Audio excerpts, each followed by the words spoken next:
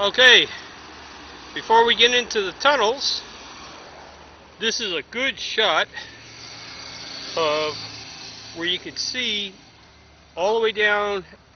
As far as you can see, that's Darby to the right and Riva to the left. Darby is located this part right here, where you see the mountain down. As far as you can see at the tip of my walking sticks, that's Darby. That's Riva. Just under, I would say it's under 15 kilometers. Doing good. Almost there, but stand by for the tunnels. Okay, this is the start of the tunnels. This is where it's the most dangerous part. I just now put on my orange vest and my reflector belt, and I got my flashlight in my hand and ready. I'll turn on the camera when we're inside tunnel just so you can see how dangerous it is, okay?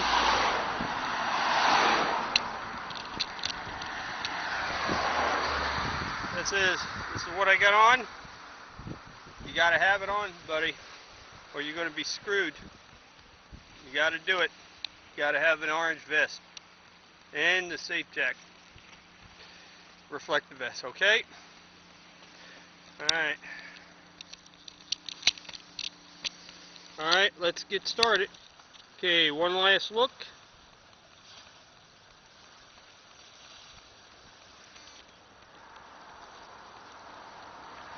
As you can see up there,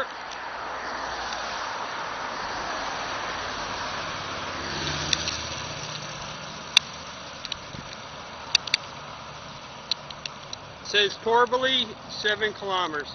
I don't think it's right. But I think it's further than 7, but we'll go ahead. Let's do it. There you go.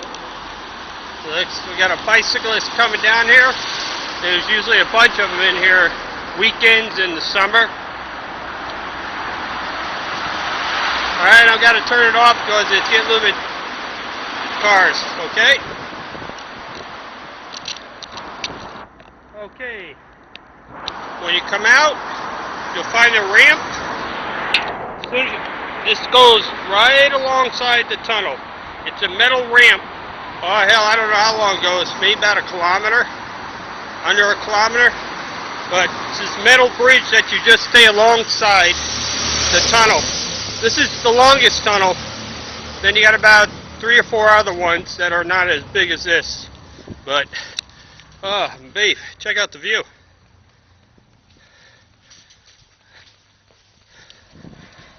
Yeah, it's going to make some noise like the last time I walked this. Okay, this is what you got.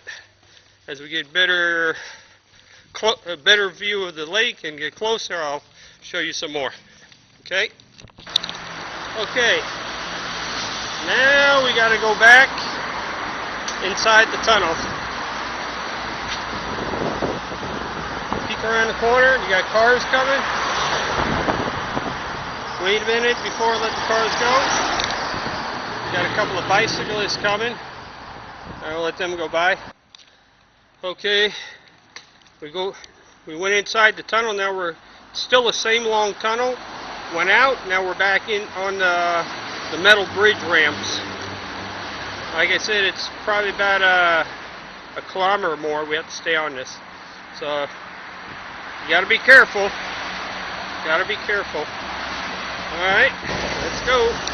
All right. We're coming out of the longest tunnel. I suspect it's about a kilometer. Took quite a while to get through it. That's the biggest tunnel out of all of them. The other ones are not as big as this one. So, and here we are back out to see the lake.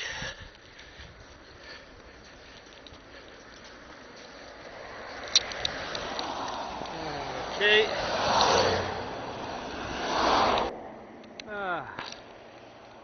Yeah, I think it's probably about another 3 or 4 kilometers.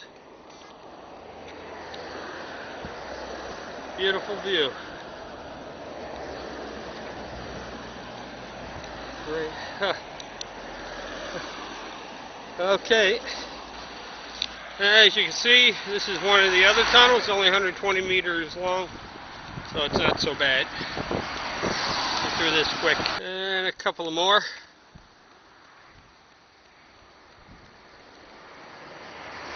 I think this one or two more. I think that's about it. There it is, Darby in sight. Well, there's Darby. I don't know if you can see it, but that big building right there, the big building right there. There's a church right to the right of it. That's where Colonel Darby's monument is. So if you can get to that big building along the water's edge, you go to the church and it's located on the right side, Colonel Darby's monument. About another 10 minutes and we'll be there. Okay, now this is interesting. You see this water runoff? It's like a big tunnel that goes inside the mountains there and the water down below. Well, according to the historian of Darby, during World War II, this tunnel was originally built for the Germans so they can make parts for their planes, the V-2 rockets and buzz rockets and everything else. And towards the end of the war, it's sort of like was abandoned as the Germans were withdrawn. Every year they take people on small tours inside there, but there's nothing in there but rooms and everything. But it's interesting how this thing was made. It was originally made for the Germans, for the factory to make parts for their planes and their rockets, and then it got converted into a creek runoff. Interesting. Okay, officially we are in Darby, but I won't record the time of my arrival until I reach Colonel Darby's monument, which should be in about another 5-10 minutes.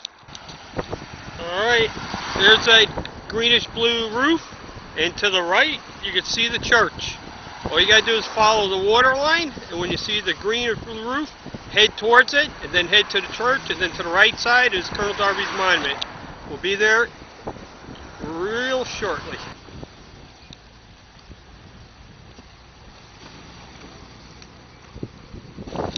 Okay, almost there. Here's that little house on the dock.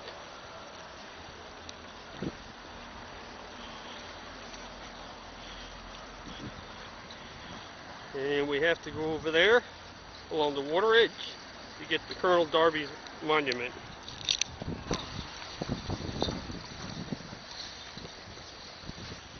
Okay, here we are at that building. There's the church, and the monument's to the right of it. You'll see it shortly. Alright, 1756. Less than 12 hours. Did it. Darby. Finished. This road march today, on 30 April, was for Colonel Darby. For the soldiers of the 173rd who did make it back from Afghanistan and Iraq. And for my 509th members, those who I served the 509th with back in 73, 76, and 1981 to 83.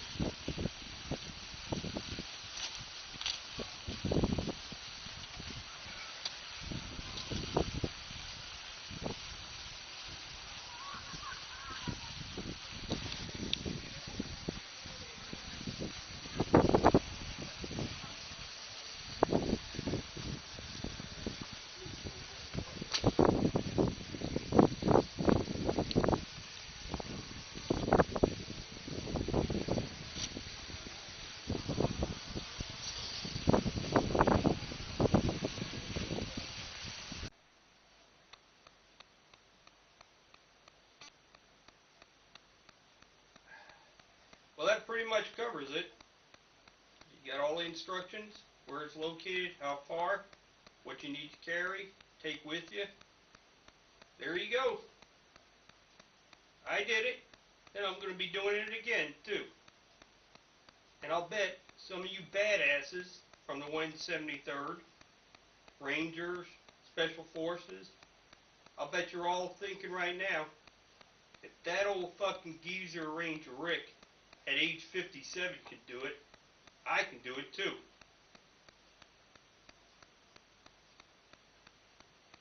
Talk's cheap. Go ahead and give it a try. I challenge you.